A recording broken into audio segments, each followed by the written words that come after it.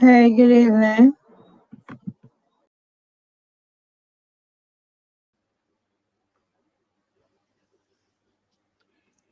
Hello, good night to everyone, and welcome once again to Sanctuary's Half Hour, the Parenting Edition. Tonight, we are going to have a little chat about the village, and we hope that by the time we are done, we would see the importance of the village. So, without any further ado, I just want to say sorry for the late start. We had a bit of technical difficulties, but thank you for being here and for just holding on until we can get it sorted out. So, tonight we have three guests that are going to be sharing with us. And before we start, I just want to invite our most important guest to be here with us. And Father, Lord, I come before you and I give you thanks and praise. Thank you for being in our midst tonight. Thank you for being here. Thank you for bringing these three young ladies together with us that they can share their experiences and probably help someone out there to have a different view on what the reality is and what it can be. Father, we just want to say thank you, thank you, thank you for the opportunity to parent. We don't take it lightly, Lord God. So we just give you all the honor and the glory that is due to your name.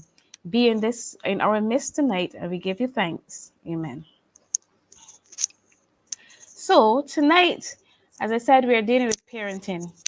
And depending on your age bracket, you may be familiar with the concept of it takes a village. So the whole village raises the family.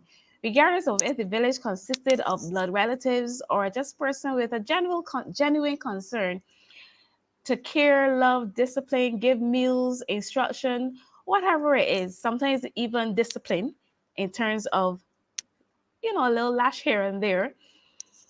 And these people within that district would help raise the children of the district. In more recent times, the village has become a little bit more non existent, with many persons having a regular 9 to 5, or sad to say, having a it's all about me mentality, or drastic changes in moral values, just to mention a few. So, even more with the added equation of COVID-19, it is even a whole lot more difficult. So, we just want to let you know that there is still help out there, whether it is newborn or into the teenagehood. There is help out there. There is something that can be done. We can get back this village mentality. So, without further ado, I just want to introduce our guest tonight. Yeah, let's see. We're gonna do this in alphabetical order. So first, I want to welcome Karen.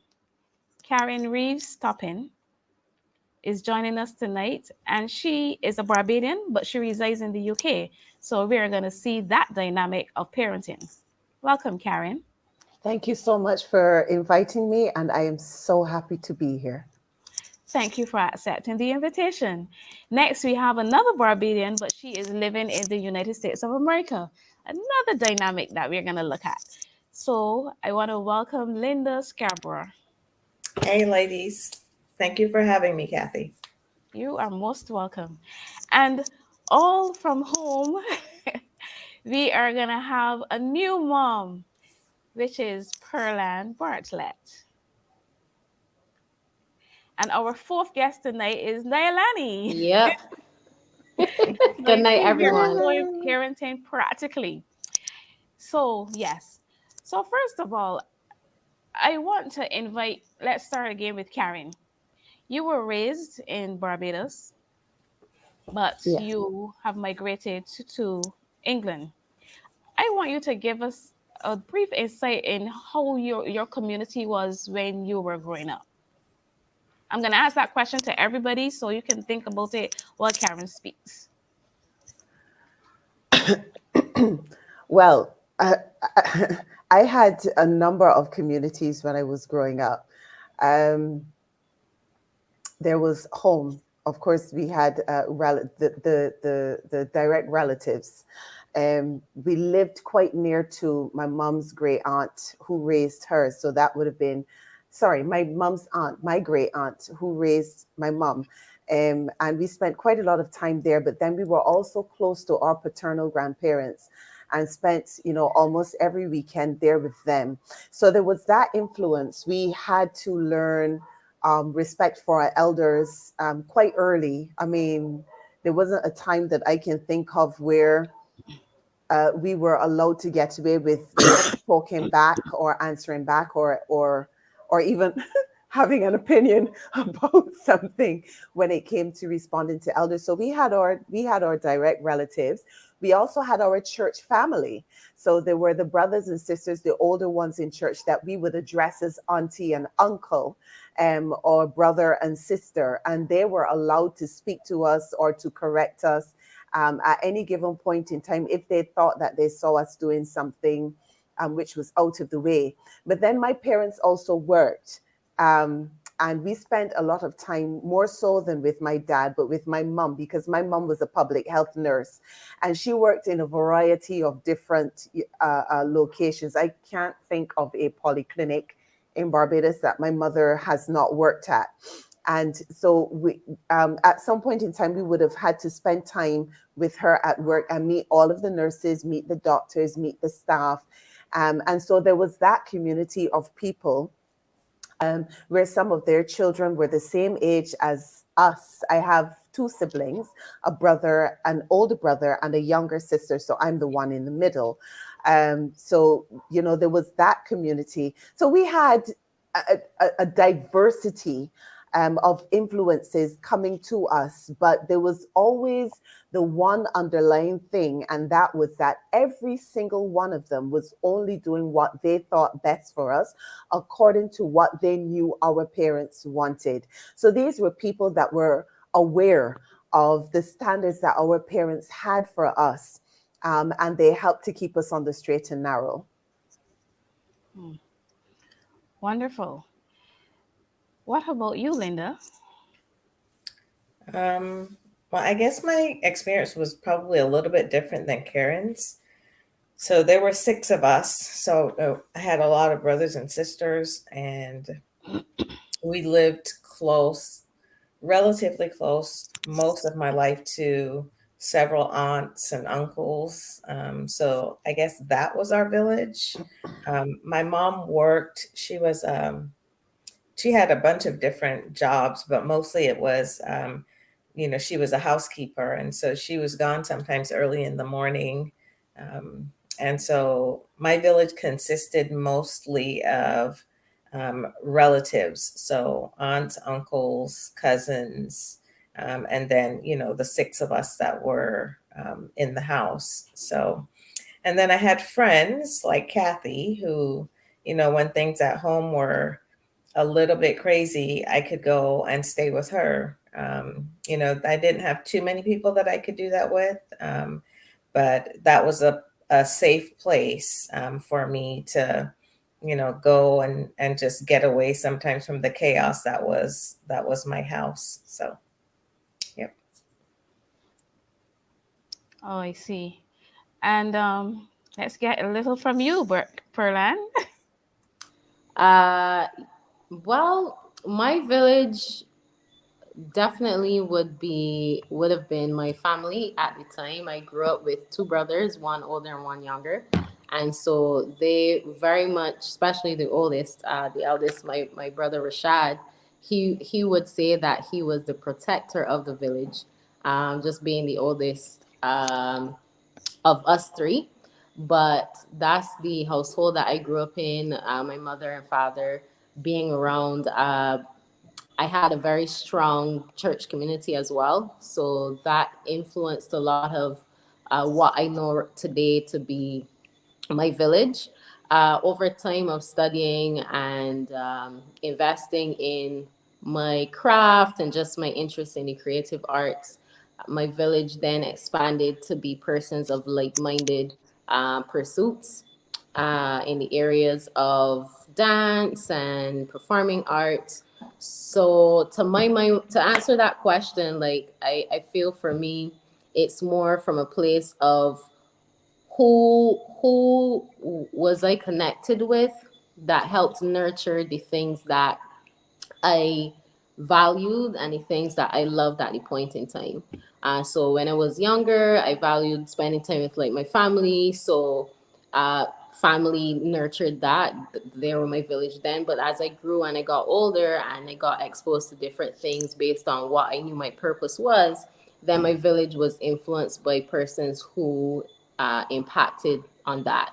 But along the way, church definitely was part of the and still is part of the village for me, and then my extended family.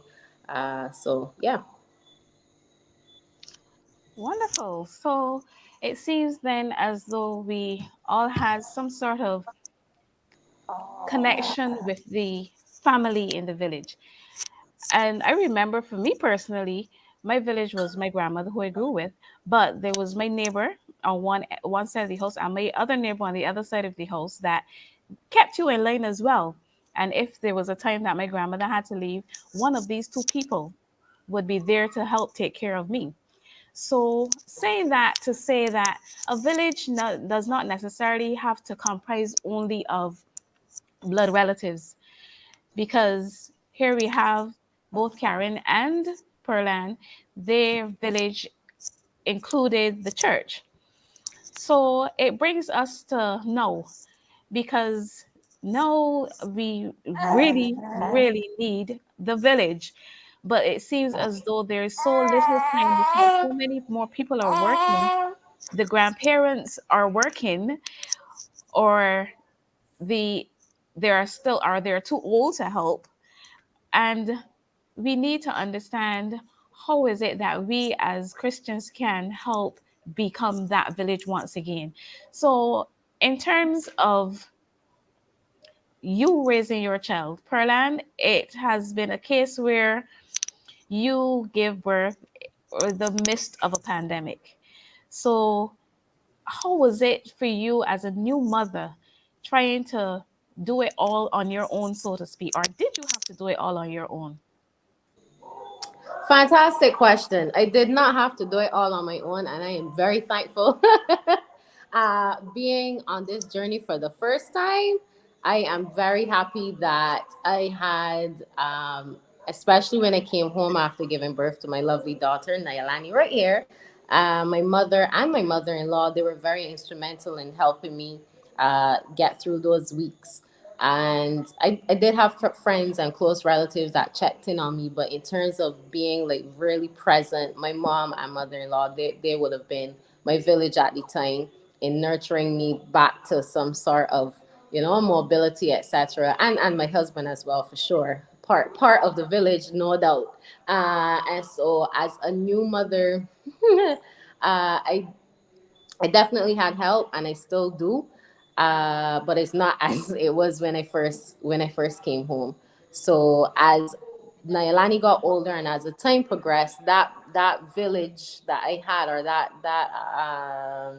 the amount of support that I had then, it kind of dwindled off as I started to get back on my feet. But it did not mean that those persons weren't present. It just mean that it looks different.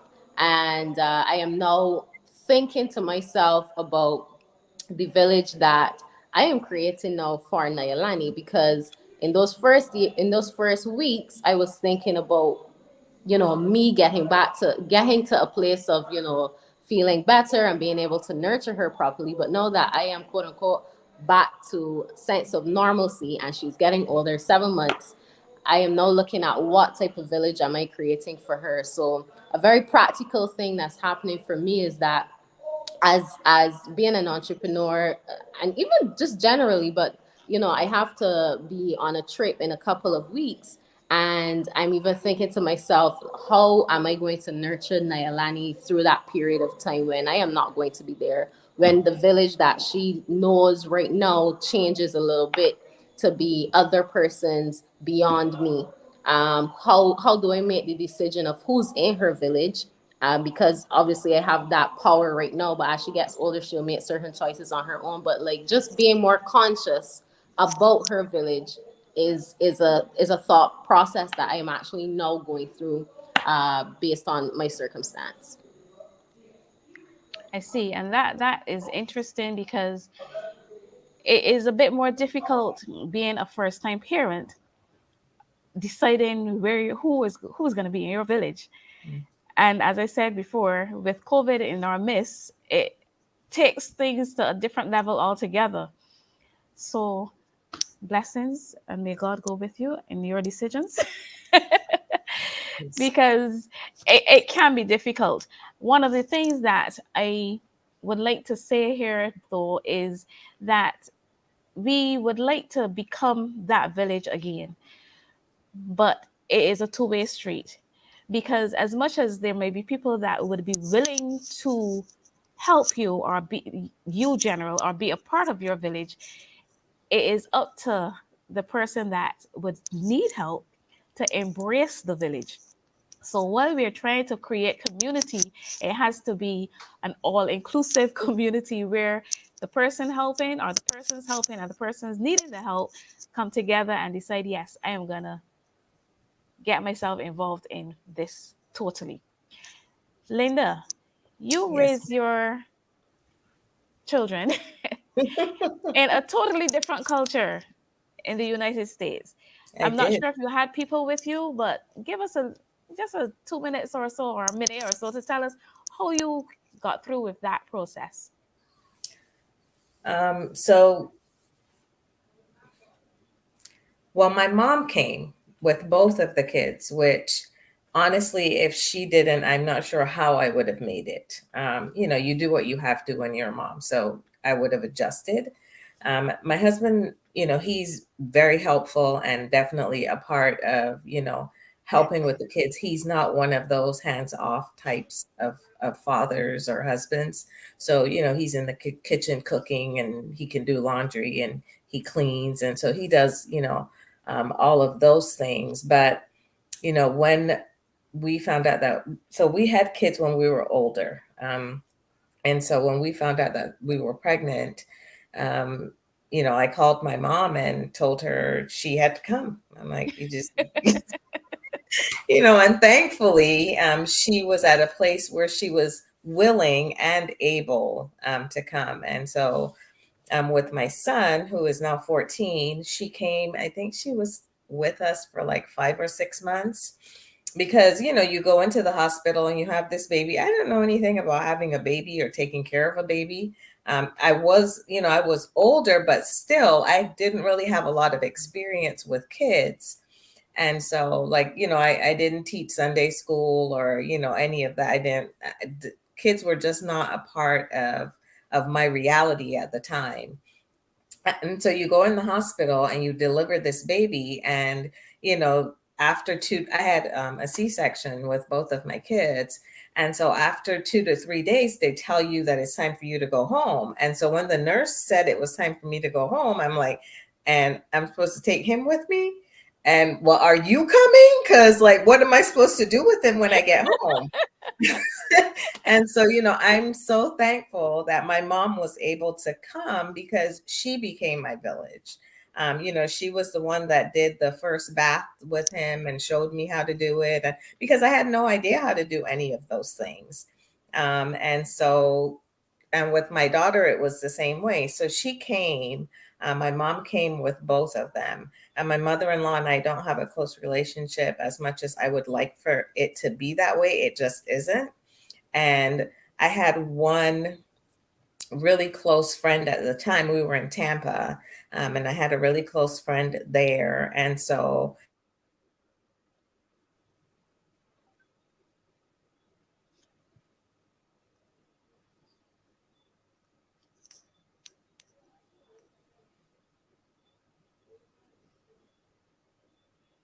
Okay, I don't know what happened with the internet there, but we lost Linda for a bit. So we're gonna go right into Karen because the time is quickly going by as usual. But we want them to share what Karen to share what she experienced in the UK, and then we want them to give some sort of insight to others. Just one strategy that may help persons that may not have an extended family. How do they manage their day-to-day challenges? Because there are some out there that They may have extended Um, family, but they may be working as well. so I'm Or going you to may tell have a you how dynamic. I built. Yeah. So go ahead, Like Karen. Linda, like Linda, I fell pregnant quite late in life. I was 40 when I fell pregnant, and this was after quite a long time of trying to become pregnant. Um, but my husband and I, we were in the UK kind of on our own. We had no family around us, and we had decided we were going to go to the UK to live. But we moved to London, and then we moved to a different part of the UK where there was not even a black community. When we first moved up there, there were not very many black people where we lived. So it was a and a very lonely time. The easiest thing for us have been to and church. We joined a church, but even having joined the church, it was not a Caribbean based church. It was more African based. So the culture was different. The things that they were doing was different. The food was different. The way they spoke was different. The way they dressed was different. It was very different. So when we had our son, we kind of did it alone. My mom is a G. I mean, she really is a G. My husband and my mom, they plotted together, and when I had my son, my mother surprised me by coming up to the UK. So it was like I had the baby, and then I was on the ward. I went to the bathroom to wash my face or something, and when I came out of the bathroom, my mother was sitting on my hospital bed looking at my son. So that was the beginning of of my community in the UK. And very much like Linda, mom showed me a lot of things about managing the baby, and what to do, what not to do, and not just managing the baby, but also how to relate to my husband now that there was a third person in the family, because communication was different. And decisions that we had to make was different. My husband was the breadwinner because he's a self-employed building contractor. So he was the breadwinner. He was the one that went out to work. I had a job as well. But then what happened was when I spent a year at home looking after him as well. So it was almost as if we had about 2 years, looking after him together. So we became each other's community little by little as we got to make friends in church. Um, then we were able to trust other people with the way that we would raise our child. I mean, even to today, our son is now 12 years old, and we can actually count on one hand the number of people in the UK that we would leave him with, or that we would trust him with, or that we would even go to for advice if we are having a little bit of a general issue. But our community is still very strong in Barbados. We call home a lot. We talk to our parents, well, my parents, because unfortunately both my husband's parents are late. So we talk to my family a lot about things that we may be experiencing. And we also have built up what we call the godparent community. So we use technology to get our community together. We have a WhatsApp group that I call Caleb's Inner Circle. Our son's name is Caleb. And in that group are us, my parents, his sisters, himself, and all of Caleb's godparents. So, oh, and my siblings. So yeah, my siblings, his siblings, my parents, all of Caleb's godparents, and that is the group that we go to when we need prayer or advice or encouragement, and we also share updates on how he's doing in school, maturity, the way how he's maturing, and so on and so forth. So, our community has become quite um, um, um, how would I say, it's more online. and more technology based than it is physically based, because we want our son to know his roots. We want him to have his Caribbean roots as opposed to being watered down by the UK's influences. And we've also found that it's important to us to do that because what he's getting in the UK in terms of influences is very counter to what it is that we want him to have. So we're drawing on our Christian community that is based here in Barbados. Okay, so what comes out to me from basically what most of you said, values. Value is very important. What are our morals? And morals today seem to be taking an interesting slope. So we need to have the right persons in our village. However, it is a case where there are some people that whereby you guys would have had your families around, whether it was for the beginning or for advice, which is another thing that I keep hearing, which is very important as well. And to help you to strengthen how you go about raising your children. There are some things that you have to leave beside along the side way, but then there are certain things that really does help. But there are some families, especially in these recent times, that may not have the parents or the grandparents around, and they may be struggling somewhat. First of all, I want to tell you guys, you need to say you're struggling to the right people, because we don't expect that people will just assume, because some people may just be going along and we are looking at them and it looks as though all is well. So we're not going to put ourselves out there to think, well, yes, this person needs help. Sometimes you can see, but I'm suggesting ask, let it be known, and then you can get the assistance that is needed. You can get probably someone to help take care of you, someone to come in and cook meals twice a week, because there's so many different things that unfortunately we can't go into right now. But there are people within our community, especially within the church setting, since that this is where we're dealing at right now, that can become your community. They don't have to become bosom buddies and what's not, but in terms of helping you to strengthen your children, there are some people that can help in discipline ideas. There are some people that can help even with the whole internet, the way how the world is going, and you may not understand it. There may be some people that can help you to guide your children through certain things. There may be others that will pray you through. There may be others that you can talk with. Then there may be some that can actually hold your children for you while you are on your busy work days or whatever the case is. But there is community out there, and we want to nurture that community. We want to develop that community. We have had these three young ladies here tonight that told us about a little bit about how they were brought up. They had community around them within the matter of the church, and it helped them to strengthen their being.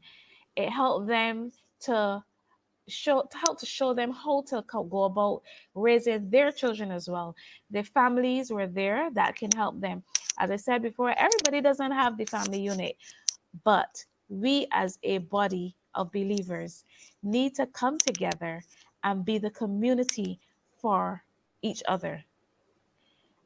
And there's so much more that we wanted to do tonight, but as you guys usually say, this is the quickest half hour. I am saying that it is half hour, so it is only so much you can do. And we want to encourage you, especially those at Sanctuary. There is a ministry for parenting, and I found that a lot of the parents of the younger children are not a part of it. Well, the chat that is. So I want to encourage you to reach out to us and let us know what you would like for us to do for you. How can we help you? How can we be your community? And unfortunately, I have to say goodbye to us all. I just want to take 10 seconds from each of you to encourage someone out there who may not have the community that you have, give them some sort of encouragement in how to go forward. Let's start with you, Perlan. Quickly, really quickly, I would say you do have a community. Regardless of your situation or circumstance, there is a community. So just be quiet, get quiet, and listen in, lean in, and God will show you exactly who you need to position yourself with to find that community. In the case, if you don't think that you do have a community around, there is one. Wonderful. Karen? Success is not found by staying in shallow waters. If you stay comfortable and you are on your own, you will remain on your own. Reach out, speak out. There is community there for you, but you are the one that have to build your community, and you can do this with God's help. Wonderful. Linda? I think it goes back to what you talked about earlier. Sometimes, we sit and we wait for people to come to us, and that's not usually how it works. So reach out, ask the questions. If you see somebody in church or, the lady that you think, she's doing it so well, then talk to her and find out, how she's doing it. So ask the questions. There you go. Three different responses, and they're all the same because they're all a wealth of information and good encouragement. So we've gone past our time, but I want to say thank you to the ladies. I want to say thank you to all those who were here online with us or who may be viewing afterwards. If you look at the screen, I think it would be going up where you can give us a call if you have any prayer requests or if you're seeking salvation, and you can give us a email us, not give us a call, at any of those two addresses. I want to say thank you once again. Sorry for the inconvenience caused with the technical difficulty. Blessings to you all, and maybe you, me, we conquer as a community. Bless you.